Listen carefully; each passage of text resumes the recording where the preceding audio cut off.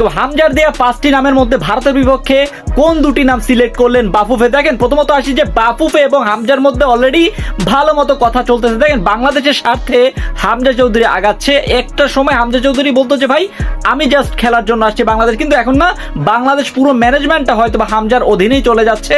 বাংলাদেশের ফুটবলটা কত ক্রেজি, কত দর্শক সেটা দেখতে পারে সেটা আপনারা সবাই কম বেশি জানেন, এবং বাংলাদেশ জয়টা কতটা গুরুত্বপূর্ণ সেটা হামজাও জানে, বাংলাদেশের দর্শকরাও জানে, বাফুফেও জানে। সো হামজা অলরেডি লিস্টার সিটিতে সুন্দর মতো খেলতেছে এবং ভালো ভালো রেটিং নিয়ে অলরেডি আগাচ্ছে, এবং বাংলাদেশের নাম যে কতটা উজ্জ্বল করতেছে that is the most important. তার থেকে সব থেকে বড় নামটা হতে যাচ্ছে আপনাদের কিউবা মিচেল, এবং কিউবা মিচেল বর্তমানে বসুন্ধরা কিংসের হয়ে প্রথমে প্রায় 15 মিনিট করে খেলছে, এবং 15 মিনিটে যা খেলা দেখাইছে ভাই আনবিলিভেবল। এবং বাংলাদেশের কোনো প্লেয়ার এইরকম খেলতে পারে সেটা হয়তো বা আমি নিশ্চিতভাবে বলতে পারবো না, কিন্তু বসুন্ধরার কোচ তিনি তাকে সুযোগ দিয়েছে। আমাদের সেই পেপ গার্দিওলা নামক সেই হ্যাভের ক্যাব্রেরা তাকে সুযোগ দিবে কিনা এটা আমার ব্যক্তিগতভাবে প্রশ্ন আসে। তো ভারতের বিপক্ষে কেমন একাদশ হতে পারে সেটা আপনি স্ক্রিনে দেখতে পাচ্ছেন, এবং এই ধরনের এই একাদশটা যদি আপনি নামানো হয় সেক্ষেত্রে আপনার সব থেকে বড় ইম্প্যাক্ট, যেহেতু ফাহমিদুল খেলবে না সেহেতু আপনার আরহামকে অবশ্যই দলের সুযোগ দেওয়া বড্ড বেশি প্রয়োজন। এবং আরহাম হচ্ছে ওয়েস্টার্ন ইউনাইটেডের হয়ে খেলে, অস্ট্রেলিয়ার টপ লিগের একটা দল। সো আপনি আরহামের কথা যদি বাদ দেন, ফারহান আলী ওয়াহিদ তিনি কিন্তু ফুলহামের হয়ে খেলে। এই ফারহান আলী ওয়াহিদকে চিনতে হলে আপনাকে প্রিমিয়ার লিগ, ইংলিশ প্রিমিয়ার লিগের ফুলহাম এফসি সেটা আপনারা সবাই কম বেশি জানেন, এবং হামজা যেখানে খেলে সেটা ফুলহামের হয়ে তিনি আমাদের ওয়াহিদও ঠিক সেমভাবে খেলে।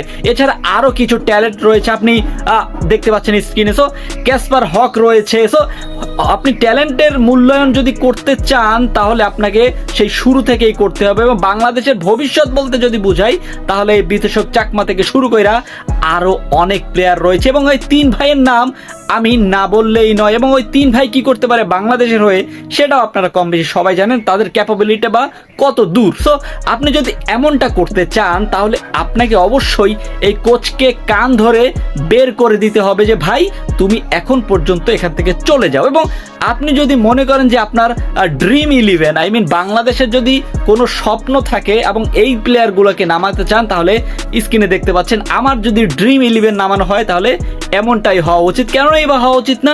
কেননা এই স্কোয়াডে আপনি কাকে না মিস করবেন না, আপনি প্রত্যেকটা প্লেয়ার এখানে রয়েছে, এবং প্রত্যেকটা প্লেয়ার যদি যে কোনো যে ব্রাজিল, আর্জেন্টিনা, ইংল্যান্ড হবে তেমনটা না ভাই, আমাদের এশিয়ার কথা বলতেছি, এশিয়ার যে কোনো দলকেই হারাতে পারবে।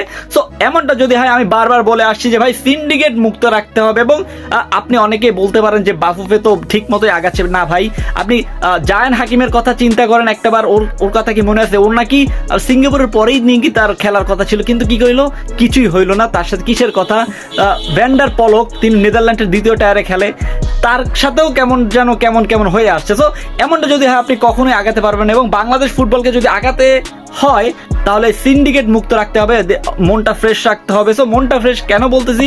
কেননা মন ফ্রেশ রাখলেই আপনি কখনোই চাইবেন না যে বিদেশিদেরকে টাকা, আমাদের মাথার মধ্যে বিদেশিদেরকে টাকা দিয়ে আইনা খেলাবো, প্র্যাকটিস করাবো, এটা আমাদের লস। সেক্ষেত্রে আপনি বাংলাদেশিদের কোনো রকম একটা খেলিয়ে দিই। সো এমনটা যদি মন মানসিকতা হয় আপনি কখনোই এই ফুটবলটা আগাতে পারবেন না।